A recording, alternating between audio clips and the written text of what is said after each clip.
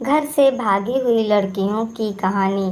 वो ट्रेन के एसी के डिब्बे में बाथरूम की तरफ वाली सीट पर बैठी थी। उसके चेहरे से साफ पता चल रहा था कि थोड़ी सी घबराहट है उसके दिल में, कि कहीं टीटी ने आकर पकड़ लिया तो। कुछ देर तक तो पीछे पलट पलट कर टीटी के आने का इंतजार करती रही। शायद सोच रही थी कि थोड़े पैसे देकर कुछ निपटारा कर लेगी। देखकर यही लग रहा था कि जनरल डब्बे में चढ़ नहीं पाई, इसलिए इसमें आकर बैठ गई। शायद ज़्यादा लंबा सफ़र भी नहीं करना होगा। सामान के नाम पर उसकी गोद में एक छोटा सा बैग रखा हुआ था।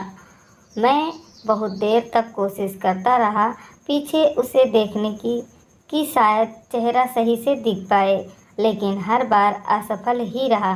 फिर थोड़ी देर बाद वो भी खिड़की पर हाथ टिकाकर सो गई और मैं भी वापस से अपनी किताब में पढ़ने लग गया। लगभग 1 घंटे के बाद टीटी आया और उसे हिलाकर उठाया। कहाँ जाना है बेटा? अंकल, दिल्ली तक जाना है। टिकट है? नहीं अंकल, जनरल का है। लेकिन वह चढ़ ही नहीं पाई, इसलिए इसमें बैठ गई। अच्छा, 300 रुपये का पेनाल्टी बनेगा। ओ अंकल, मेरे पास तो लेकिन 100 रुपये ही हैं। ये तो गलत बात है बेटा, पेनाल्टी तो भरनी पड़ेगी। सॉरी अंकल, मैं अगले स्टेशन पर जनरल में चली जाऊंगी। मेरे पास सच में नहीं है पैसे। कुछ परेशानी आ गई, इसलिए जल्दबाजी में घर से निकल आई और ज़्यादा पैसे रखना भूल गई। बोलते बोलते वो लड़की रोने लगी। टीटी ने उसे माफ़ किया और 100 रुपये में उसे दिल्ली तक उस डब्बे में बैठने की परमिशन दे दी। टीटी के जाते ही उसने अपने आंसू पोंछे और इधर उधर देखा कि कहीं कोई उसकी ओर देखकर हंस तो नहीं रहा था। थोड़ी देर बाद उसने किसी को फ़ोन लगाया और कहा कि उसके पास बिल्कुल भी पैसे नहीं बचे हैं। दिल्ली स्टेशन पर कोई जुगाड़ करा के उसके लिए पैसा भिजवा दें, वरना वो समय पर गांव नहीं पहुंच पाएगी। मेरे मन में उथल पुथल हो रही थी। न जाने क्यों उसकी मासूमियत देखकर उसकी तरफ खिंचाव सा महसूस कर रहा था। दिल कर रहा था कि उसे पैसे दे दूं और कह दूं कि तुम परेशान मत हो और रो मत। लेकिन एक अजनबी के लिए इस तरह की बात सोचना थोड़ा अजीब था। उसकी शक्ल से लग रहा था कि उसने कुछ खाया पिया नहीं है, शायद सुबह से, और अब तो उसके पास पैसे भी नहीं थे। बहुत देर तक उसे इस परेशानी में देखने के बाद मैं कुछ उपाय निकालने लगा जिससे मैं उसकी मदद कर सकूं और फ्लर्ट भी ना कहलाऊं। फिर मैं एक पेपर पर नोट लिखा। बहुत देर से तुम्हें परेशान होते देख रहा हूँ। जानता हूँ कि एक अजनबी हम उम्र लड़के का इस तरह तुम्हें नोट लिखकर भेजना अजीब ही है होगा और शायद तुम्हारी नज़र में गलत भी, लेकिन तुम्हें इस तरह परेशान देखकर मुझे बेचैनी हो रही है, इसलिए ये 500 रुपये दे रहा हूँ। तुम्हें कोई एहसान ना लगे, इसलिए मेरा एड्रेस भी लिख रहा हूँ। जब तुम्हें सही लगे मेरे एड्रेस पर पैसे वापस भेज सकती हो।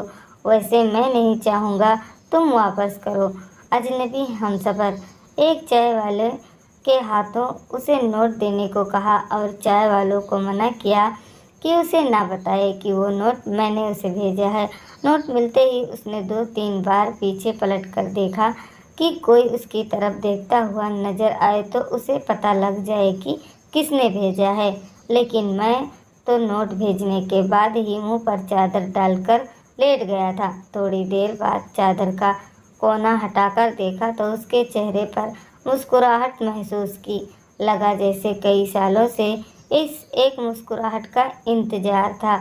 उसकी आंखों की चमक ने मेरा दिल ले लिया। फिर चादर का कोना हटाकर थोड़ी देर देखकर सांस ले रहा था। मैं पता नहीं चला कब आंख लग गई। जब आंख खुली तो वो वहाँ नहीं थी। ट्रेन दिल्ली स्टेशन पर ही रुकी थी और उस सीट पर एक छोटा सा नोट रखा था। मैं झटपट मेरी सीट से उतरकर उसे उठा लिया और उस पर लिखा था, थैंक यू मेरे अजनबी हमसफ़र।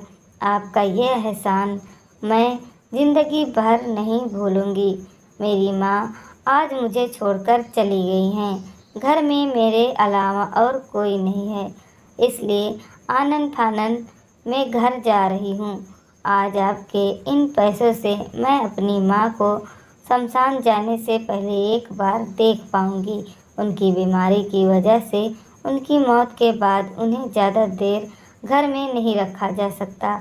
आज से मैं आपकी कर्जदार हूँ। जल्द ही आपके पैसे लौटा दूँगी। उस दिन से उसकी वो आंखें और मुस्कुराहट जैसे मेरे जीने की वजह थे। हर रोज़ पोस्टमैन से पूछता था, शायद किसी दिन उसका कोई खत आ जाए। आज 1 साल बाद एक खत मिला। आपका कर्ज अदा करना चाहती हूँ, लेकिन खत के जरिए नहीं, आपसे मिलकर। नीचे मिलने की जगह का पता लिखा था और आखिरी में लिखा था, तुम्हारी अजनबी हमसफ़र। किसी को रोते देखकर हंसो मत, क्योंकि वो हर इंसान किस दुख में है। उम्मीद करती हूँ ये कहानी आपको पसंद आई होगी। कहानी अच्छी लगे तो चैनल को सब्सक्राइब करें, लाइक करें, कमेंट करें और दोस्तों के साथ शेयर करें। दोस्तों, हमें हर ज़रूरतमंद की मदद करनी चाहिए, ना कि उस पर हंसना चाहिए। आप लोगों को कहानी कैसी लगी हमें कमेंट में बताएं।